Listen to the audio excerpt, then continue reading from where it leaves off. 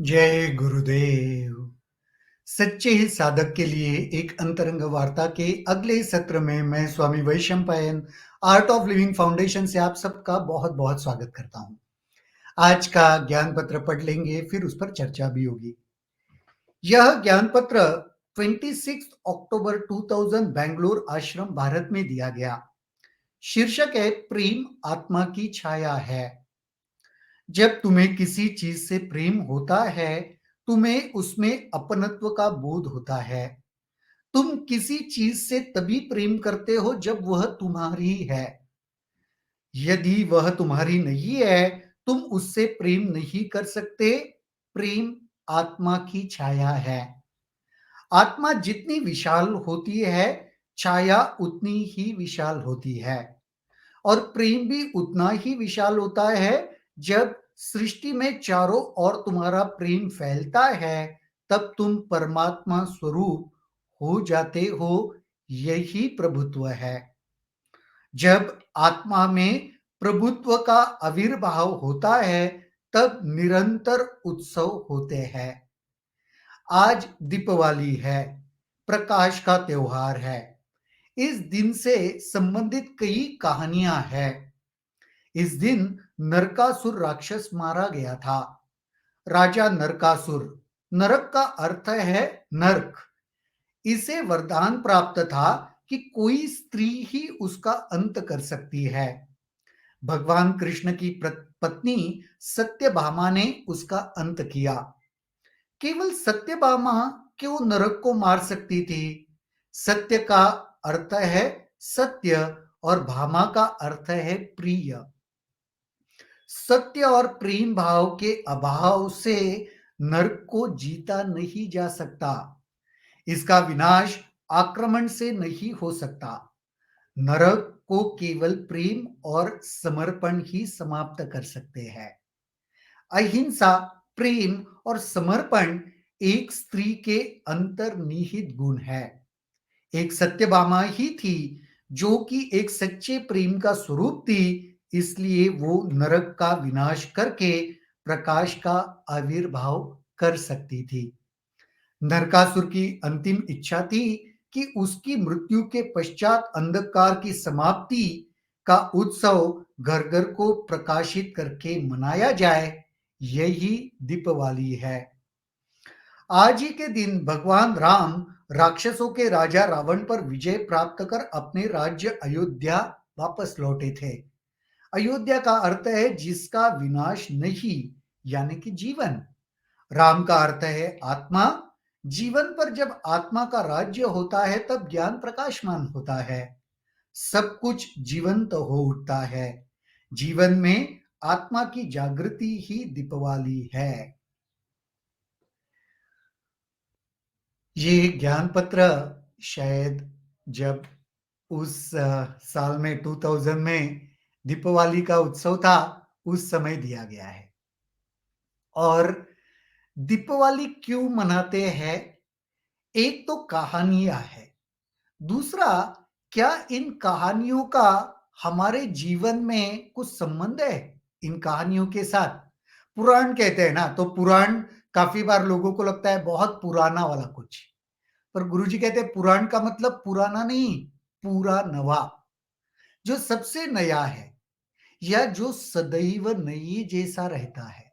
तो पुराण की कहानियां अगर आप देखोगे ठीक से, तो उनका एक बहुत बड़ा हमारे जीवन का एक अंग लगता है।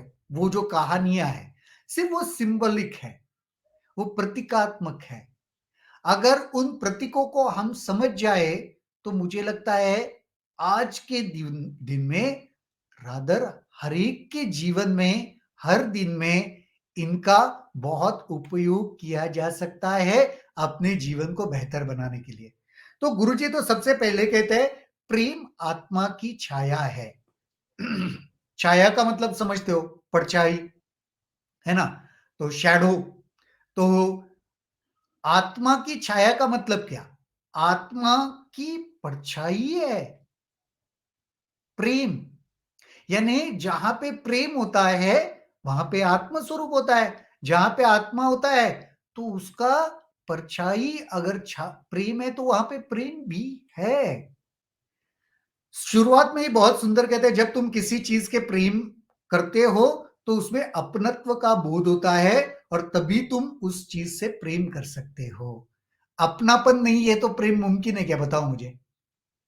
सबसे पहले लगेगा अपनापन, वो बिलोंगिंगनेस है ना, तभी प्रेम मुमकिन है, वरना प्रेम मुमकिन नहीं। यदि वह चीज तुम्हारी नहीं है तो तुम उसे प्रेम ही नहीं कर सकते। प्रेम आत्मा की छाया है, वो अपनापन, मीरापन जो है ना, तभी प्रेम आता है। तुम्हारा है ना, उससे प्रेम नहीं आता। ये आपने अनुभव किया होगा जीवन में। तो प्रेम से, अपनेपन से ही वह आता है। और वो इसीलिए कहा है कि आत्मा की छाया प्रेम है।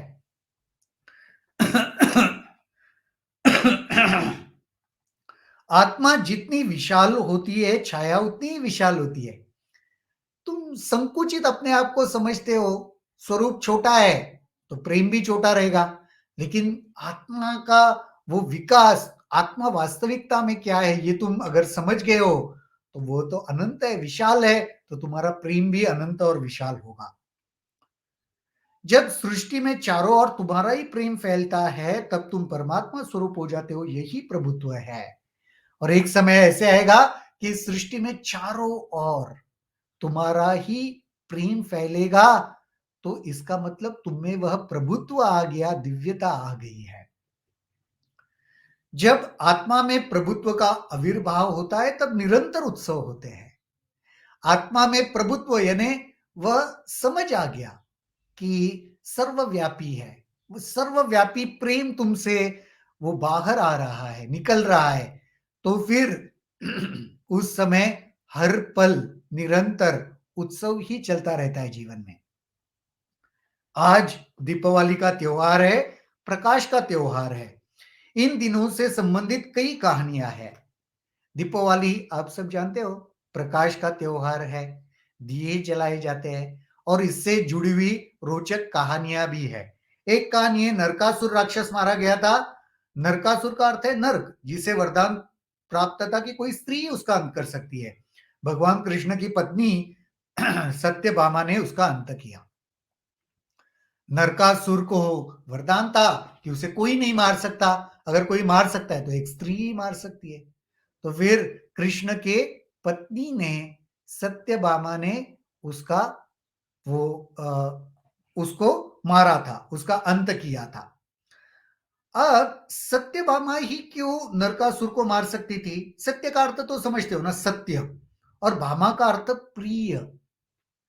जिसको सत्य प्रिय है या जो प्रिय सत्य है, वही नर्क को खत्म कर सकती है।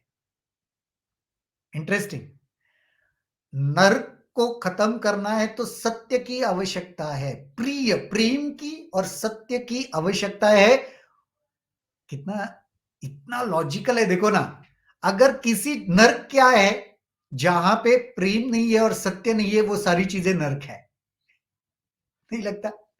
तो गुरुजी वही हमको बता रहे, नर्क क्या है? सत्य और प्रेम का अभाव।